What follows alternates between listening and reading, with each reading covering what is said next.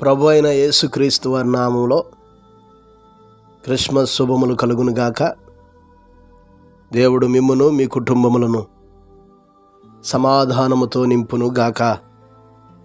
ప్రియులారా, యేసుక్రీస్తు ప్రభు వారి యొక్క జన్మ జగతుని జాగృతి చేసింది, అనేకుల జీవితాలను వెలిగించినది. నిరాశలో, నిస్పృహలో, ఆందోళనలో ఉన్నవారికి నిరీక్షణ కలిగించింది.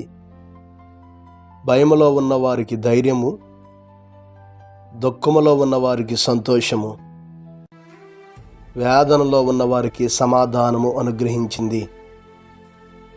కనుక ఆయన కేవలము ఒక జాతికో, ఒక ప్రాంతానికో, ఒక దేశానికో చెందినవాడు కాదు. ఆయన లోకానికి వచ్చింది మతాన్ని స్థాపించటానికి కాదు, ప్రజలను విభజించటానికి కాదు. మానవ జీవితాలందరికీ వారి హృదయాలలో, వారి జీవితాలలో సమాధానము అనుగ్రహించుటకే ఆయన జన్మించిన దినాన కూడా దేవదూతలు ఇట్లు ప్రకటన చేశారు. లూకా సువార్త 2వ అధ్యాయము 14వ వచనం, సర్వోన్నతమైన స్థలములలో దేవునికి మహిమయు, ఆయనకిష్టులైన మనుషులకు భూమి మీద సమాధానము కలుగును గాకని దేవునికి స్తోత్రము చేయుచుండెను. ప్రియులారా, ఆయన జన్మించిన దినాన ఈ వార్తను అనేకులకు చేరవేయబడింది.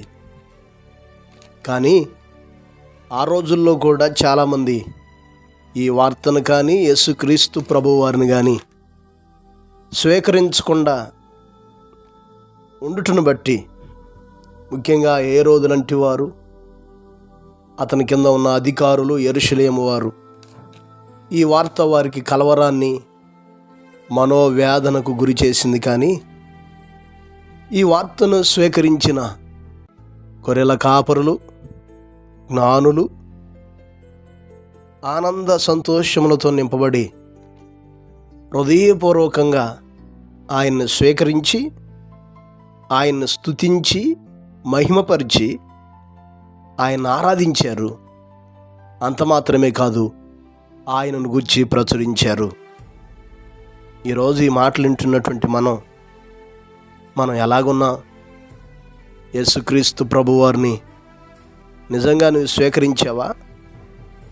ఆయన ఏరే ప్రాంతానికి చెందినవాడనో, ఎవరికో చెందినవాడని ఇంకా నీవు ఆయన్ను దూరం పెడుతూ జీవించే స్థితిలో ఉన్నావా? ఒకసారి ఆలోచించే. మన జీవితాల్లో ఇటువంటి తరుణాలు, ఇటువంటి సంవత్సరాలు ఎన్ని గతించిపోయాయి. నామకార్థంగానే దేవుని దగ్గరకు వస్తున్నావా? ఏదో ఆచారంగానే క్రిస్మస్ను ఆచరిస్తున్నావా? ఇలాగ ఆచరిస్తూ నీ హృదయంలో ఇంకా నిరాశ, నిస్పృహ, కలవరము, ఆవేదన, ఆందోళన ఉంటే నీకై జన్మించిన క్రీస్తును స్వీకరించు. శ్రేష్టమైన సమాధానంతో నిన్ను నింపుతాడు. ఆ సమాధానాన్ని అనుగ్రహించటానికే, అనగా మన పాప శాప శిక్షను తప్పించి ఆయన మనకు సమాధానమును దయచేయటానికే భూమి మీదకు దిగి వచ్చాడు. ఇదియే ఈనాటి క్రిస్మస్ సందేశం. మరి నువ్వు ఆయన్ని స్వీకరిస్తే నీ జీవితం ఆనందమయమవుతుంది. సమాధానము నీకు, నీ కుటుంబానికి శీఘ్రముగా కలుగుతుంది. కనుక అట్టి కృప, అట్టి సమాధానము దేవుడు మనకు దయచేయును గాక. పరిశుద్ధుడైన మా దేవ, గొప్ప కాపరి, అపారమైన మీ ప్రేమను బట్టి మీకు వందనాలు, స్తోత్రాలు. ఈ మాటలు వీక్షిస్తున్న మా ప్రియులైన బిడ్డలందరి కొరకు ప్రత్యేకంగా ప్రార్థిస్తున్నా. మీరు భూమి మీదకు దిగివచ్చుట్లో ఉన్న పరమార్థాన్ని తెలియచేశారు ప్రభా, స్తోత్రాలు. గొప్ప దేవా మీకు వందనాలు. ఇంకా మిమ్మల్ని స్వీకరించకుండా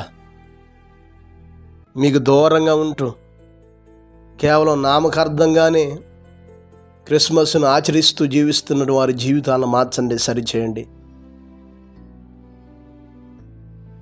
ప్రతి ఒక్కరు మిమ్మల్ని కలిగి వారి జీవితాల వారి బ్రతుకుల్లో సమాధానాన్ని పొందుకొనగలిగిన భాగ్యాన్ని దయచేయండి.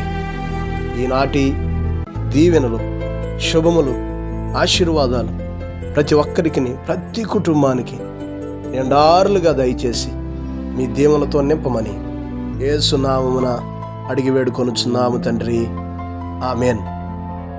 యేసుక్రీస్తు ప్రభు వారి యొక్క కృప, ఆయన అనుగ్రహించు సమాధానం మీకు, మీ కుటుంబాలకు తోడై ఉండి నడిపించును గాక.